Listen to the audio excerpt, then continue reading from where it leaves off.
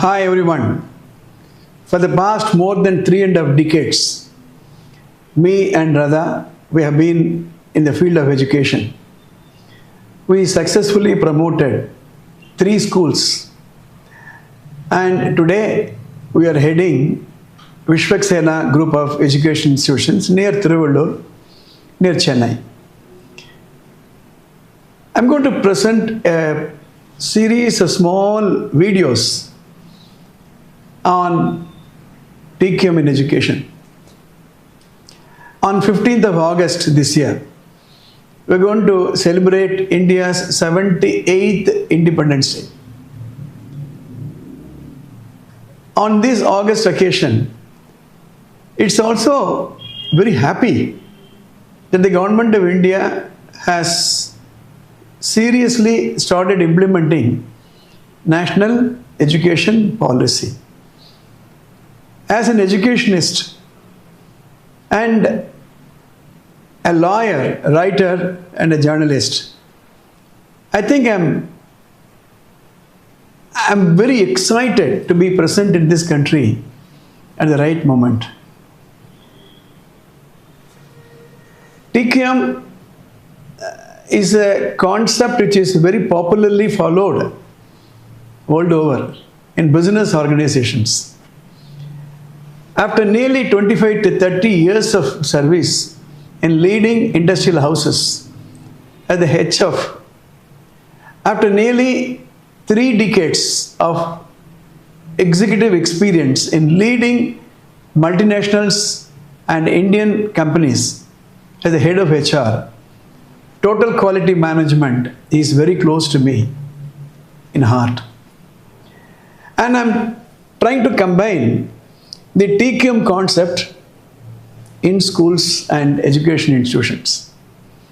In the next couple of episodes, I'm going to explain how total quality management is not only essential but also critical in view of the giant step we are taking by the national education policy. Let me give you some statistics. The mean years of schooling in India is around 6.7 years.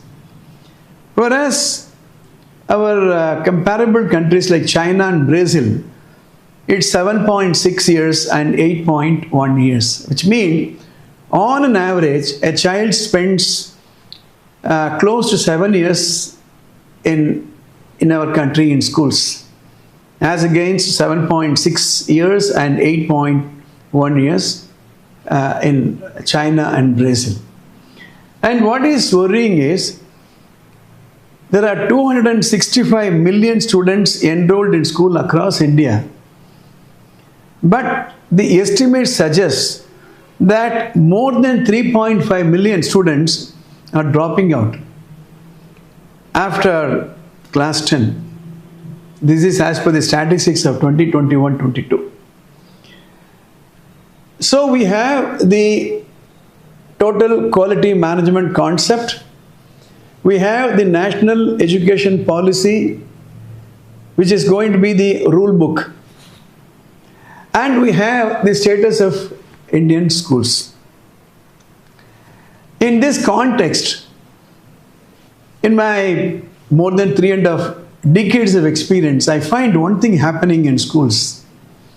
See, today, management of schools are willing to spend any amount of money to build the infrastructure, to give the latest state-of-the-art technology in classroom,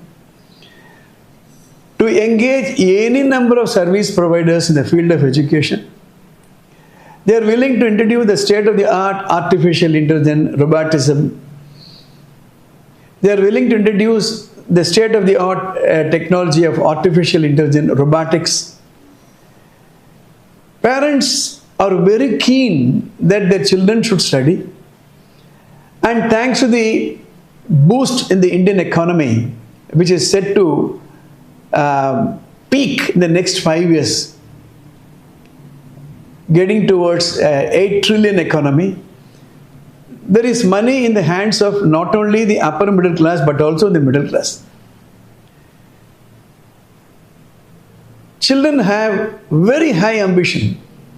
Go and ask even a 4th standard child, the child will say he wants to become a doctor, engineer, IAS officer, police officer. So the school management is very keen and ready to invest.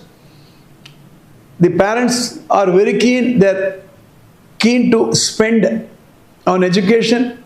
The children have high ambition, but this is the status.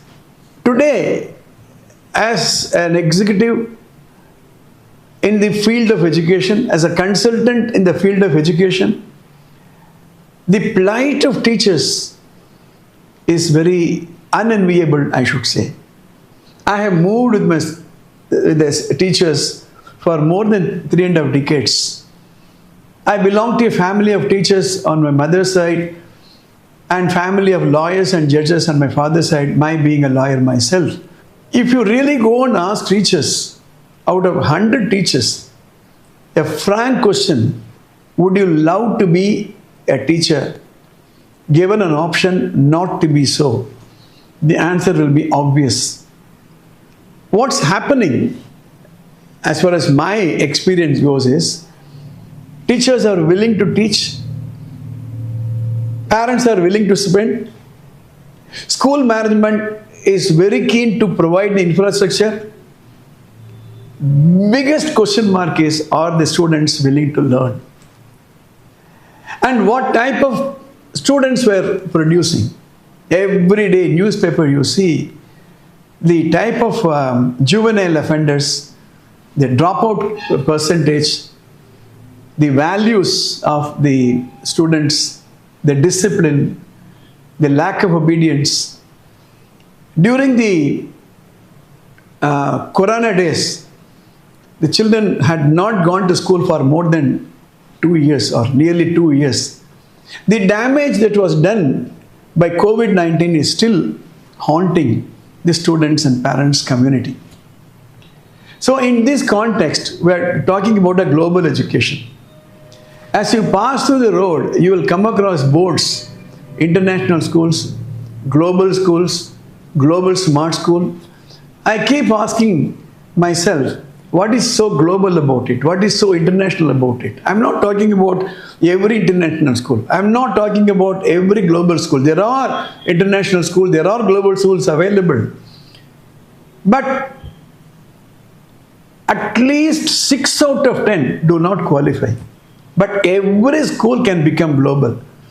Every school can become international. How?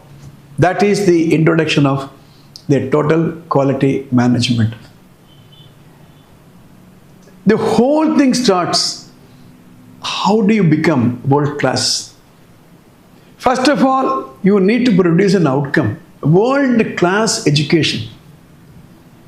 Like for example, most of the products that we are using in our households are global or international brands, or Indian brands who are also international, right? For which there has to be a process. There is a way to play for the IPL. There is a way, there is a process to participate in the world chess competition. Now Olympics are taking place. There is a process to get yourself trained to qualify for the Olympics.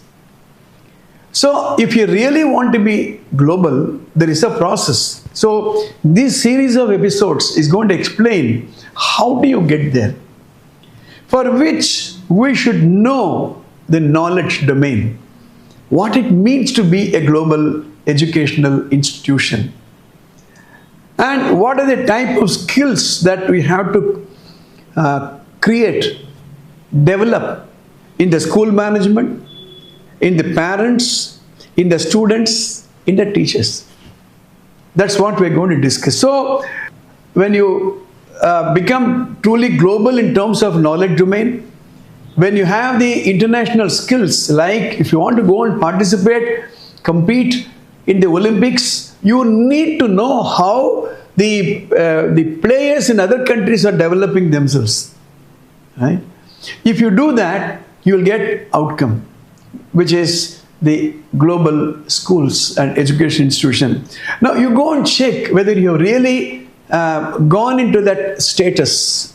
Not so, then you go back and recycle.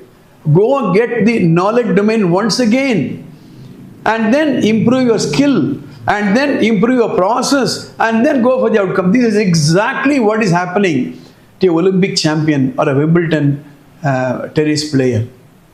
This is exactly what will happen to a player who wants to participate in IPL matches. Right? For this is a very, very important aspect. The mind is very, very, very important. If you want to be a truly global school, if you really want NEP to succeed, to put India on the map of the quality educational system in the world, the mind matters. That's what we're going to discuss. I will try to break this into small episodes of less than 10 minutes if possible. I'll give you the synopsis of what it means to introduce total quality in schools. So the future belongs to total quality in education. There is no alternative for that. In my one-day workshop to school heads and principals and teachers, I give a detailed explanation on what it means to be a TQM school. As this very clearly reads, India will have the highest population of young people in the world over the next decade. And our ability to provide high quality educational opportunity to them will determine the future of this country. In my opinion, the economy of a country starts at the school level. You produce global children, they become global college students. With the mindset they go and work in the global international organizations. That's the chain. And in this context, what is the goal of an educational institution? To produce doctors, engineers and lawyers and chartered accountants? Or to produce good mothers, good fathers, sons, daughters and citizens? What is the objective? That's why I am talking about the outcome. What is the outcome you want? Is it to produce a number of engineers, doctors? Is it by number? Or is it by quality? That is what I am going to discuss. This is the last piece I am going to give in this episode. Let us compare an education institution with a factory. I have worked more than 3.5 decades in large organizations, manufacturing organizations. Raw materials. Let's say if you are manufacturing tire, rubber. If you are manufacturing non-ferrous castings, aluminum or whatever. Here in a school, students, they are the raw material. Right? Industrial plants, factories, schools and colleges. Material input, curriculum, textbooks and other reading material. So in an organization, the material input, there is a process of manufacturing. The production process we have in a factory, there is an SOP for every operation. Here, teaching and learning process. There are industry personnel. Here we are teachers. So industrial captains are there. You have the policy makers, planners, correspondents and principals and teachers there. The final one is quality inspection in an organization. Here, how do you test the quality? Examination. So if a student passes the examination, quality certified. Is this the way we are going to compare? Let's look into the details of how do you apply TQM in schools. Looking forward to meeting you in my next episode.